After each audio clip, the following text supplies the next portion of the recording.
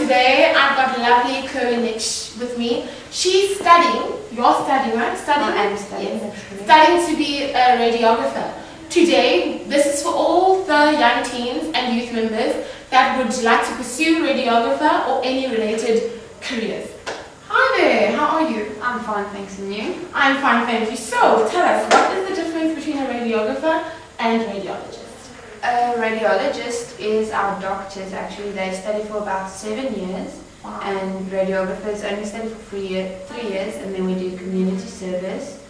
Our doctors also do community service, and the radiographers take the x-rays while the doctors report on the x-rays. So they actually describe what they see on the images that we take. Okay, so you guys just take the images. Yes. And then they describe what was taken. Yeah, and they talk about all the diseases and all the problems and issues that they can see.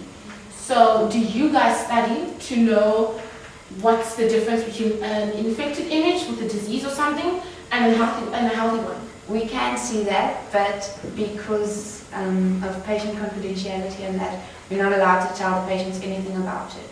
Oh, wow. So we can see it, but we're not allowed to talk about it. So the patient-to-doctor relationship can only be between the doctor and the patient. Yes. And you as a radiographer, like you in between. Only the doctor can talk to you, no one else. We take the x-rays and we can talk to the patient and ask them about their disease and all of that, but we're not allowed to talk to the patient about their disease and tell them, yeah, we can see this and this and this on the that's the x-rays. doctor's job. That's the doctor's job, and it also protects us because in case something is wrong and then we can get sued. Yes, so the doctors, it's a doctor's job. Oh, okay. Yeah. And what are the working hours when you study? Do you do pracs when you study? Yes, we do pracs. In the first, second, third year? All 3 years. Wow. Yeah. From first year you basically work and you study, and you have to work a 40-hour week. Yeah. And like approximately how many hours is that a day? 8.5 hours a day. Oh, okay, so it's like a normal work day. Yeah, it's like a normal work day, and then we do overtime, which is night duty, and weekends we also work, and we work shifts to get used to how it is in the real world.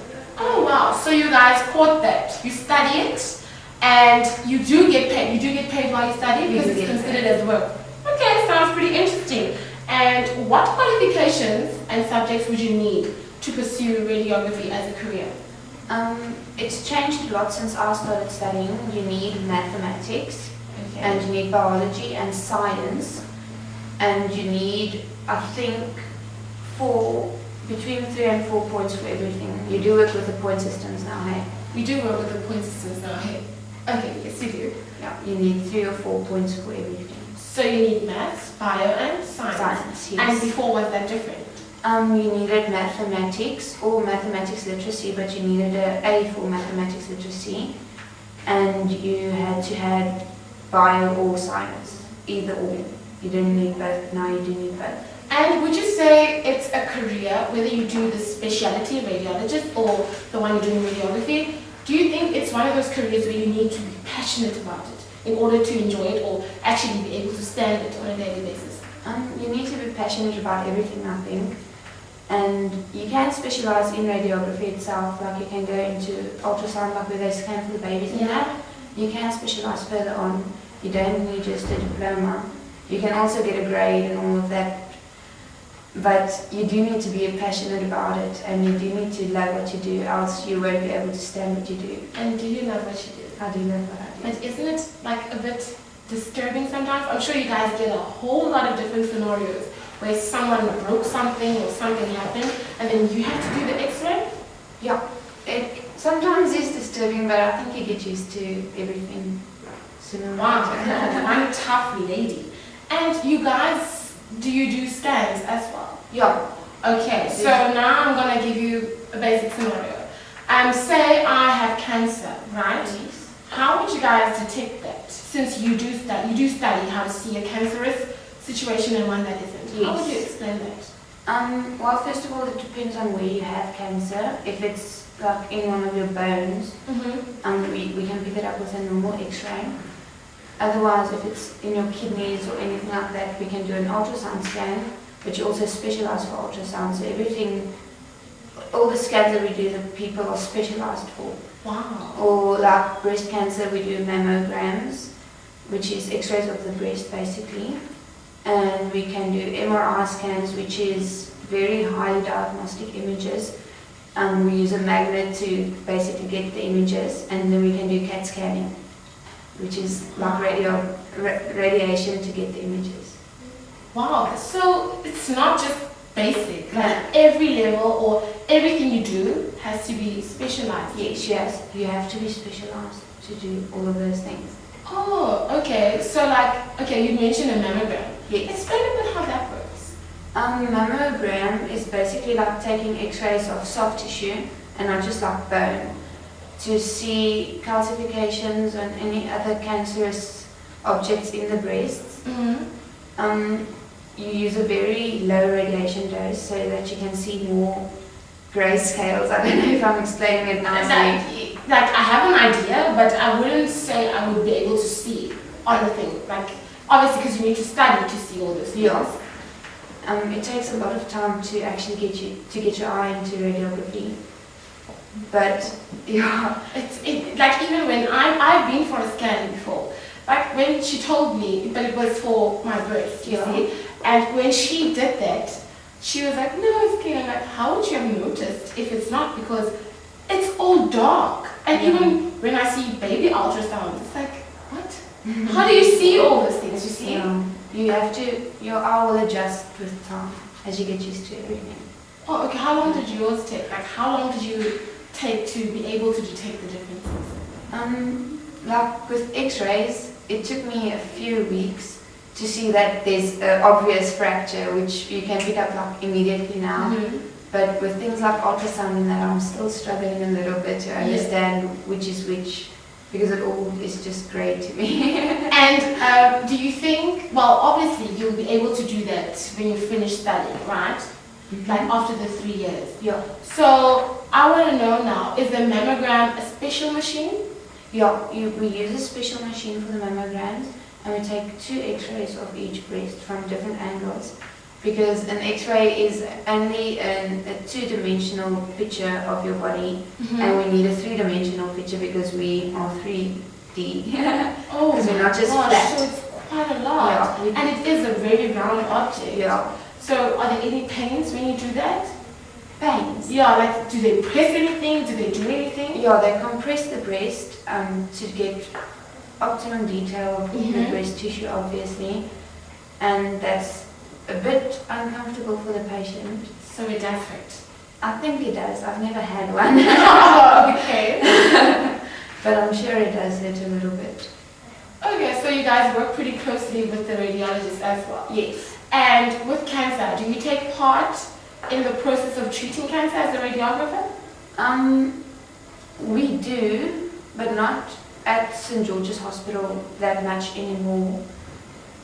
We basically, patients with certain types of cancer come every 6 months, and then they have to get x-rays of their chest done, and they have to get mammograms and scans of their stomach, just to see that the cancer doesn't spread. Yes. Yeah. And then you also get a certain speciality of radiography, which is called radiotherapy, where they actually treat the cancer with high doses of radiation. And you guys are only allowed to use low doses? We use low doses at our hospital. With radiotherapy, they use megavoltages, so it's extremely hard. And do they have any side effects, the extremely high dosages? Yes, it can give you like a skin rash, like redness of your skin, and if you get it over your stomach area, the radiation, you can get like diarrhea and vomiting and all of those things. But it's pros versus cons. You have to consider the pros and the cons. And like when you do the scan, do you have to scan every body part that could possibly be cancerous? No, that's why the patients actually go for blood tests as well, to see how high or how low their cancer dose or their cancer number is. And then depending on that, we will, with different types of scans, if we know where the cancer is, we only scan that part. If they're still looking for cancer, they will do an MRI scan. Which is? The magnetic one. How does that work? It's the tunnel. If everybody talks about the tunnel where you go into. You know what the tunnel is? No. I don't. Okay, explain a bit what the tunnel is. It's like a tunnel that uses magnetic rays and radio waves to get images. So it's not bad for the patient like radiation is. And then they look for metastases, which is little hochaikis.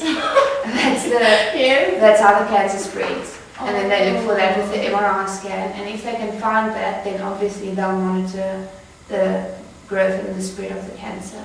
And you mentioned that it does, like one of the, I think was it the mammogram or the radiotherapy, that with the high dosages, the radiotherapy, right? Yes. Would you say they take a break in between? Is there a break taken? Like if you have too many side effects, you're vomiting too much, you're losing too much weight, you can't eat, you're too nauseous, do they have to take a break, or do they just proceed with the whole process no matter how harsh it is? They do take a break, but some side effects take time to develop. But patients with cancer that get treated with radiation, like with radiotherapy, usually get treated every day and then not on weekends. But if they develop sicknesses and they can't eat and they lose a lot of weight because of the radiation, they will take a few days break. Oh, okay. And in that few days break, does the cancer get a chance to spread or to redeem itself? No, because usually patients who get radiation treatment also had surgery and also sometimes chemotherapy. Okay, so doesn't chemo itself have a few side effects? It does. So it's all those side effects piled up on you? Yes. And at what point do you guys know that they can't have any more treatment? Like if the body's really giving in, how do you see that the patient just can't take the treatment anymore? Well, you get two types of treatment with radiotherapy. You get the treatment where you just basically relieve the pain, because one time radiation won't give you side effects. It's over a long time that it builds up. Yeah. And that's just basically to relieve the pain. That's when the patient is in the dying stages, and then like they just want to ease his life. And then you get treatment where you actually treat the cancer and cure it. And I think the doctors work it out so that the patient actually, healthy patients, they treat to cure. But patients that there's no hope for, they won't treat and treat and treat until the patient basically dies from radiation. Whoa. So they work it out and they see who's fit and will you be able to withstand all of the radiation, will you be able to follow the diet, all of those things. So they see quite early in the treatment if you're going to die or not, like if there's no hope for you. But why don't they tell you then, listen, you're going to die, there's no hope for you, we can't cure your cancer. Why let the person get treated while knowing there's no hope for them? They do tell the patient that it's terminal, but they tell them that they can better their lifestyle, like help them ease their pain, instead of them living in pain the whole time. So the radiation basically relieves the pain. Yeah. So the cancer on its own, now that you mentioned pain, so the cancer on its own actually causes the pain? Depends on where you have cancer is. Please give me some examples of where you can have pain if you have cancer in that area. Well, if you have cancer in your bones, then it will basically eat away your whole bone. And then you have pain because you won't be able to walk or something like that. If you have cancer in, say, one of your kidneys or your liver, you might not even notice it. Until it's like too late sometimes. Until it's too late sometimes, yeah. But if you have cancer like in your breast, sometimes it will be painful. Sometimes you'll just feel a lump. Sometimes you'll get what they call the orange peel effect, where your whole breast becomes like an orange peel or bumpy and things like that. Oh my goodness. So it depends on where the cancer is for the side effects. And okay, before we close, what would you say the body is like after cancer? Like all the treatment, like think of the worst case scenario now, like the chemo you mentioned, then the radiotherapy. How does that, like how would the body recover from that? Do you get medication or do you just get put on a special diet and you just have to refortify your body? Well, after you had chemotherapy and the cancer was in remission or whatever, you get monitored every 3 to 6 months. So you'll go for scans, you'll go for checkups, you'll go for blood tests. To see if there's any more cancer. Yeah, to see if it's gone and to see if it hasn't come back. And the patients basically get put on a special diet. Most of them stay in the hospitals if it was very severe type of cancer. Others just go home and continue their normal lifestyle, especially with some types of breast cancer where they just cut out the bump and then just treat the area just to make sure that there's no spread of the cancer.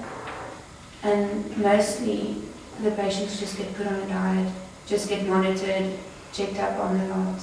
And what are the chances of you, say now, if I have had all that treatment and the cancer is gone, and like the body, like my body is recovered, what are the chances of me getting cancer again?